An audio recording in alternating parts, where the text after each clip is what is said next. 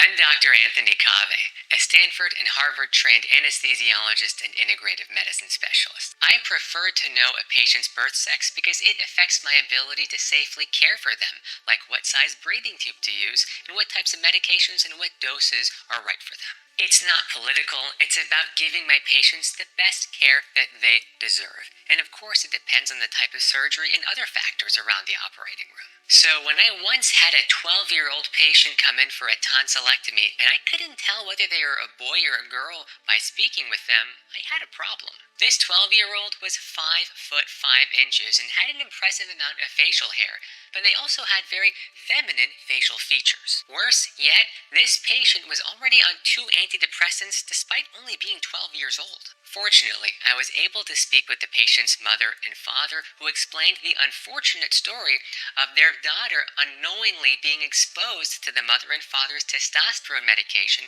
from a young age, leading to virilizing sexual characteristics or masculinizing effects, which pushed her into precocious puberty or early onset puberty. And that precocious puberty had taken a serious physical and mental health toll on her. And no one had ever explained to the parents the risk of their medications silently affecting their daughter over time. So in this video, you're going to learn the risks of these powerful healing treatments not only to yourself but also those around you. And importantly, how to prevent or minimize those risks based on the form of hormone replacement therapy that you choose.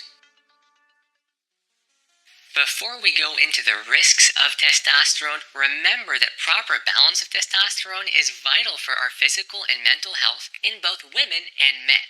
In fact, balanced testosterone supports many parts of your wellness, including your mood, a healthy stress response, a normalized fear response, sexual well-being, and even possibly bone and heart health and an overall sense of well-being.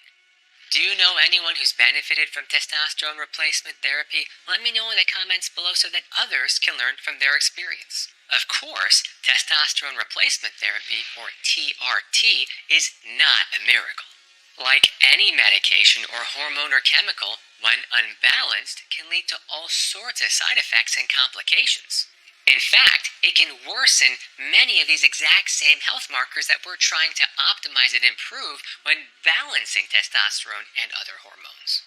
I have a whole video on TRT in women that's linked below that you can watch so you can better appreciate the importance of balancing testosterone, especially in women. What patients and some doctors may not fully appreciate, however, is the risks that other people have when you're using these hormones. If unbalanced, sex steroids, including testosterone and estrogen, can affect our behaviors towards others. For example, testosterone can affect mania and aggression. It can also affect depressed mood. DHEAS, in particular, can increase anxiety and possibly depression in women. And of course, there's estrogen's role in anxiety and depression as well, both in premenopausal and postmenopausal women. There's even this offensive paper out there that describes the deplorable behavior of women based on hormone imbalance. I know it's a super rude and bizarre title, but the key is that hormone balancing is important. And it's not just the mood effects of these sex steroids, but also the direct chemical transfer to people around us. Because sex steroids are lipid soluble, meaning that they easily mix with fatty substances, they can easily penetrate your skin. And they can also hang around your clothes for a long time and even survive the washing machine, where they can also transfer to other people's clothes and then go through their skin when they put those clothes on. This raises the risk of transference, or the transfer of that medication to someone other than the intended patient. Look at the example of this 5-year-old boy who had transference of testosterone from his dad onto himself and began racing through puberty with big muscles, big testicles, and an enlarged penis. While many of these symptoms tend to regress after the external source of testosterone is eliminated, the increase in penis size in boys or clitoral size in girls can persist. And this is why the FDA has a boxed warning on these medications to indicate the risk of transference to others, especially children. And this is what happened to my patient, leading to her early onset of puberty and virilizing sexual characteristics, and I suspect the crisis in her mental health as well. So let's discuss the different forms of hormone replacement therapy so that you can better understand the risks and benefits associated with each one. And if you're learning something new, please share with your loved ones and hit that like button and subscribe to keep up with all of my medical advocacy. Some of the most common testosterone replacement therapies are topical, either in the nose or somewhere on the skin, like with a gel, a cream, or a patch. These are short-acting forms of testosterone, meaning that they dump their payload of medication in a relatively short period of time and therefore need to be redosed sometimes multiple times a day or at least every day. They transfer through the skin into the bloodstream, and there can be some fluctuation in that uptake, which can lead theoretically to fluctuations in the blood levels of the testosterone. These are typically very safe with direct doctor supervision, but they can cause headaches and local skin irritation in addition to the other side effects of testosterone replacement therapy. And unfortunately, that same topical application can transfer to people who you touch or hold or share clothes with, including children. They can even transfer to other clothes in the washing machine. While it's unlikely that transference through washing clothes in the washing machine is going to cause a serious problem, it really depends on what the dose is, and one can't know for certain.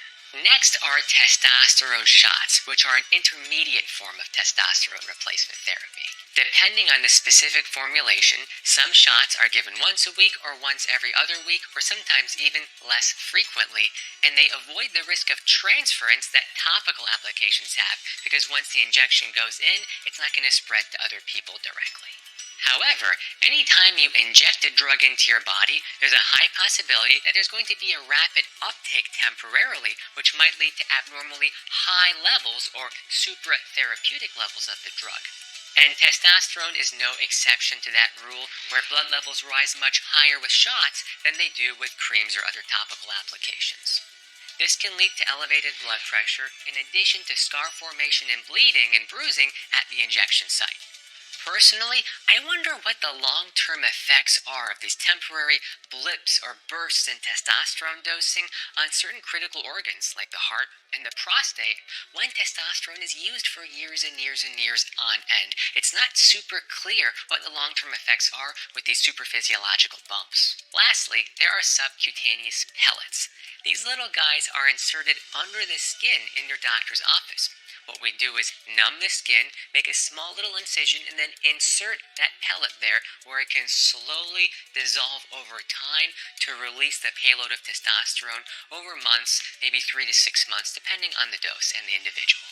This slow-release pellet is usually inserted around the buttocks and avoids the risk of transference to others because it's not topically on your skin anymore. It also eliminates the need for frequent injections or redosing, and the risks of supraphysiological bumps in the testosterone level because it tends to be much more of a gentle, slow release over time. And because it releases so slowly over those 3 to 6 months, you typically don't need to be redosing anytime soon, and you don't have any risk of missed doses. There is a risk of scar tissue forming around the site and a risk of that pellet popping out if there's too much pressure placed in the wrong direction. It also might take a little bit longer to reach the new steady state of testosterone as that pellet begins to dissolve and release the drug. So what about oral pills? For those of you guys wondering, in the United States, oral testosterone is very rare, largely for safety and efficacy reasons, so we won't talk about them in this video. If you or a loved one will benefit from testosterone replacement therapy, you should work with a doctor who's facile in all these different applications so they can adequately describe the risks, benefits, and alternatives to each different formulation. If you live with kids or work around kids, you need to be extra careful of that risk of transference like what we saw in my patient in the operating room. On top of the different administration routes of testosterone, there's also many different synthetic types of testosterone that are different from the bioidentical testosterone. Which version is better is very controversial, but many providers, at least here in San Francisco, tend to recommend the bioidentical version because it's identical to what your body ordinarily has. That doesn't mean it's necessarily better or safer, and it's a discussion that you need to have with your doctor about what form and administration route is right for you. You can always learn about my clinic's approach towards balancing hormones for physical health and mental health here in San Francisco by visiting our website at www.claris-health.com. And please remember to hit that like button and subscribe if you learned something new, and don't forget that you have more power over your health than you've probably ever been told.